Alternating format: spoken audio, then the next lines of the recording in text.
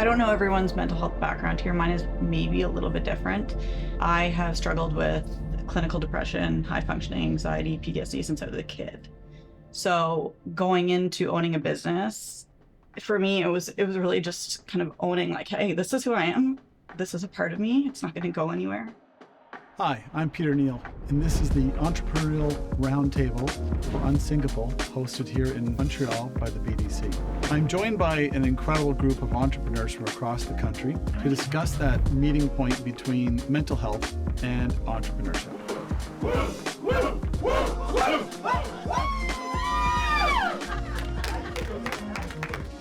Years ago, I think it was around 2017, our company was starting to grow.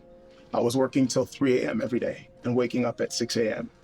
At the time, I had a 1-year-old boy and another one on the way. Long story short, I started to feel different. I was starting to get tired during the day. And then one day, I fell asleep in my studio in the middle of the day. My team knew right away there's something wrong. Lo and behold, I go to the doctor. And by this time too, I'd gained like 50 pounds because I was just not eating all day, then eating at night and staying up all night. Anyhow, long story short, I went to the doctor and they told me, you know what? You're a diabetic. So I had worked myself into sickness. And I had to then go to my team and explain to them what was happening with me.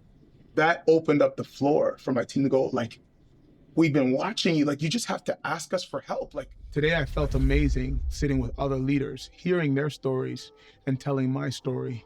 It was like therapy, it was therapeutic to understand vividly that someone else is experiencing what I'm experiencing. And even better yet, some people had the answers to some of the conundrums I had. Athletes that are at the professional level or even the amateur level, they all have coaches around them at all times. They need the help to become the best versions of themselves. And that's what got me to the therapy. At first, I was I don't need this, I'm all good. I respect my partners for doing it. But I then realized that I want to get better at life and not just business. I want to be a better person. I want to be a better communicator. I want to be a better person, understand clarity and listen. And I think that it just gives you a different image and a way of perspective to see something that you might have not seen before. And I think that that's changed my life, and forever I'll be grateful for this individual and others that do this for a living to help others. And it's like, you got to get your own coach, be the best athlete, be the best version of yourself. Why would you not want to do that? That's my big question. I used to tell myself that I had crippling anxiety and, severe rejection dysphoria, right? Like these things that you try to name and you call it out. And then, through talking to my therapist, who was just a connector to talking to another practitioner, it was, wait a minute, you might be ADHD. Maybe it's not, intense anxiety. It's a symptom of the ADHD. And then you're able to name these things and recognize them for what they are. ADHD has shaped my approach to just systems at work and how I approach entrepreneurship, in the sense that I've taken time to actually re-architect a lot of how I show up and how I work every day. For example, I used to be so hard on myself if I wouldn't show up at 9 o'clock, and get started right away. But who made the arbitrary rule that I have to be, right at the desk at 9 o'clock? It's my business. What's something you've had to unlearn about what it means to be a successful entrepreneur? Well, I didn't know what an entrepreneur was, so that's a gift. But once I started learning about it, I had already made something in my mind what it was. It was just do things on my own terms, create my own rules, make enough money to live. To me, it was that simple. Yeah. And then I went and complicate things by learning, and then did what you did for my first business. And I had 3 kids. My marriage was crumbling. It was like, oh my God, it's all happening now. So then I take all of that heavy glass shattering, all that stuff, and I sweep it up. I get myself together. I get a real job. And I'm like, oh, so this is kind of boring. Fast forward, I started working with entrepreneurs. It becomes beautiful again. Wow. Oh, I remember this. I remember this. And I take everything that I learned from the first failed business and then create what I created now. So I think I unlearned that no matter what size you get, you can still do things your own way. Yeah. You're always taught to fit in, and even when you start a business, everyone tells you go this way because everyone else does it, or we're in consumer, you and I, or we're all in consumer here.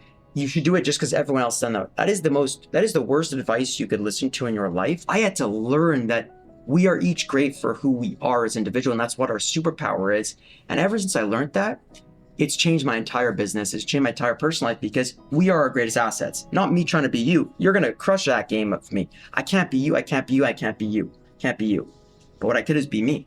You know, there's a lot of great truths in that. And I think, you know, there have been times for me when I've advocated for mental health. I had a horrible one that crushed me for a hot minute, but I was putting something out there. It was definitely, you know, being very vulnerable and talking about my very close suicide attempts, and someone said, "Oh, you're just doing this to push your brand." And yeah. Oh. When I first put a note out there, my dad had said, "What's next? A billboard telling everybody you're crazy?" That, and then what this guy said, you know, I was very concerned. Yeah, it's not easy. I think when Pete was sharing his story about his the reaction to his suicide attempts really touched my heart, and I just hope he's okay now.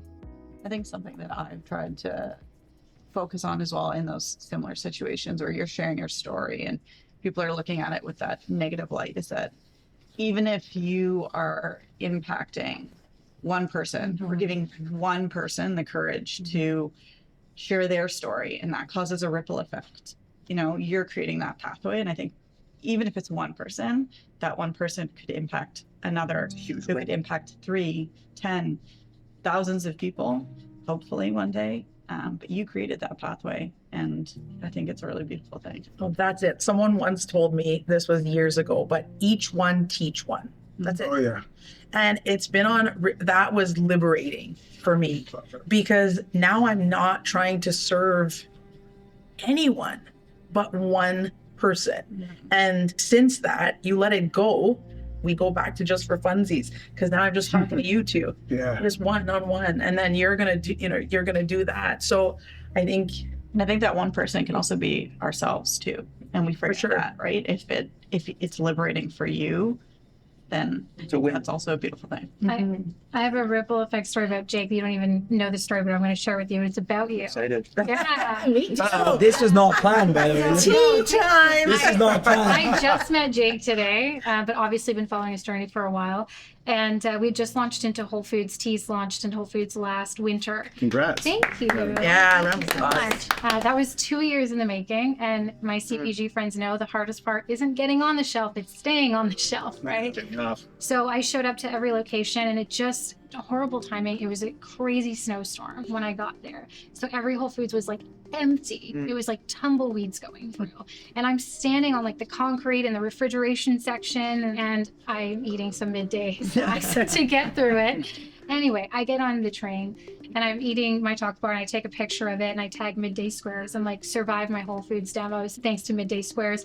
And then, you know, it was terrible Wi-Fi in the train, and I get this like scratchy, weird video reply. I'm like, what brand is sending a video reply on Instagram? That's so weird, but cool. And it's Jake's face. And it's like, hey, Sheena, thanks so much for Jake Energy for shouting out Midday Squares. Like, your support from you, like, means the world and whatever. And I thought, oh my gosh, like, you just ripple effect. Like, you just like gave me a bit of confidence. This guy's like my, you know, my CPG hero. I felt like I honestly want to cry, and I know it sounds strange, but it was so inspirational because this is what we do. We don't just sell chocolate bars. We try to make some more impact than just selling a chocolate bar. And this was a live moment. It just kind of gave me that like jolt of like, oh my God, like what we get to do every day is a privilege, and it makes sense. And in that conversation, just overall was super genuine and vulnerable. If someone's building something right now and feels like they're the only one struggling, what would you like them to know? They're never alone. No one is ever alone in it.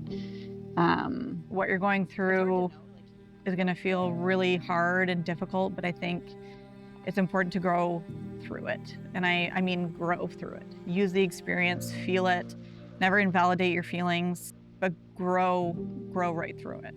The thing that keeps me going during hard times is the fact that I know that they will pass. If it's passed before, it will pass again.